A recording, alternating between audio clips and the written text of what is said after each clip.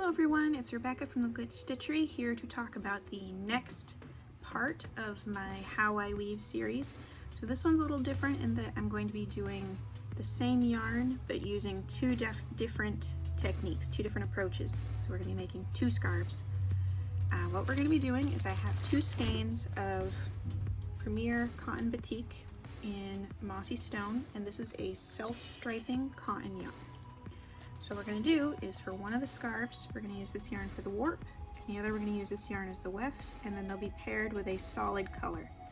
And we're just going to look at what it looks like when you use a self-striping yarn for the warp versus for the weft. And I mean, I know roughly what this is going to turn out like, but if you're someone who's fairly new to weaving and you are still planning your projects and you're wondering, oh, well, I have this self-striping sock yarn, what's it going to look like? This is what this video is for. This should help you a little bit. So I'm going to go get the loom warped up. It's the 10-inch rigid heddle loom, the Kromsky Presto. We're going to start with self-striping warp. So I'll see you in a minute.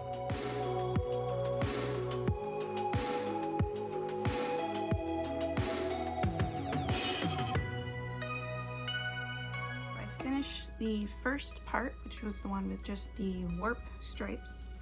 Now I made a decision while I was working on it, and that was that I had enough warp on both ends for me to do in a loop, weave it into a loop, which is not something I do very often, and it's not something I would say that I am confident in doing a video on specifically. I will link in the description to where I learned how to do it, but I mess up the join pretty much every time, so but I will show you why I did this. So for the actual scarf part, as you can see, it ended up looking very much like it has stripes. They're not perfectly even, but they're passable, and if you don't want to sit there with a bunch of different colors going and make your own striped warp, a self-striping warp is a really good option. Now the reason I did the loop is because at the end of the loop you're weaving the warp on top of itself. So ignoring how messy my join is, as you can see, when you do that, you end up with a mock plaid in the parts where the striped warp overlaps. Now, this could be used in a lot of ways, but honestly, making a plaid, even a warp plaid, involves a lot of planning and thinking and paying attention. Well, just having two skeins of the same self-striping yarn and weaving them on top of each other requires none of those things. So, it is an option if you want a mock plaid. And it does look pretty cool. Hopefully when I wash it, it'll even out a little bit because my join is particularly bad this time. I'll show you what I mean. It's a problem I have every time I do one of these circular ones, but see, this is the normal woven part, straight and flat. And the part where I join, it does that. I'm working on it. Anyway. Time to work for the next one of these, which will be solid colored warp, and then we're going to use the self-striping as the weft.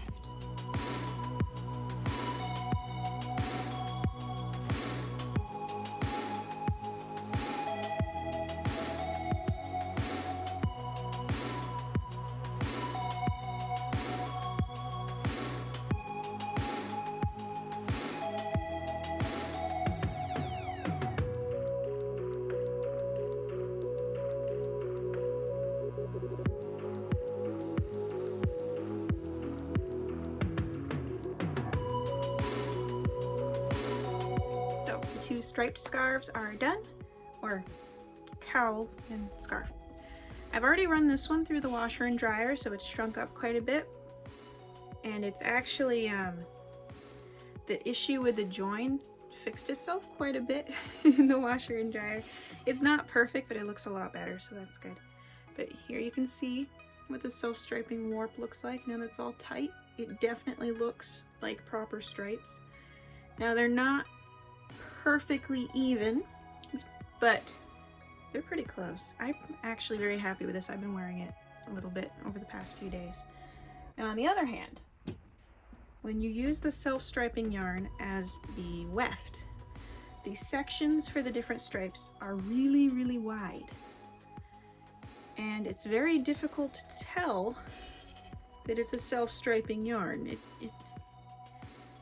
I'm hoping once I wash it and it tightens up and shrinks a little bit, it'll be more obvious, but no matter how large or short the self-striping portions are, they're not going to be as noticeably self-striping when used as weft unless you have like a really wide piece, long enough to make the sections show them off best, if you will. So that covers those. And I use self-striping yarns a lot.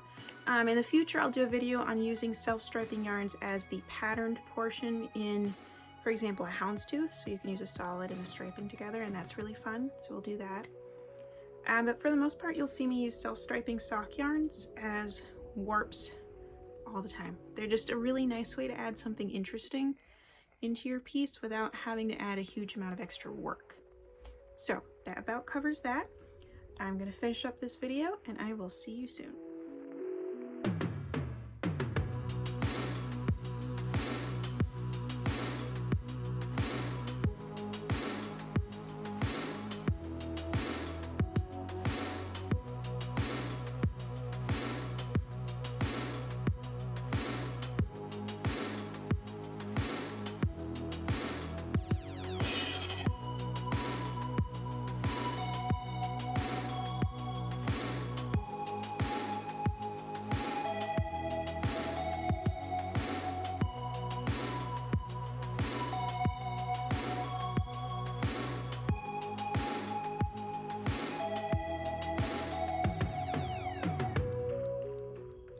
If you like my work and would like to see more, please follow the links in the description below to my Instagram and blog, or show your support by buying me a coffee.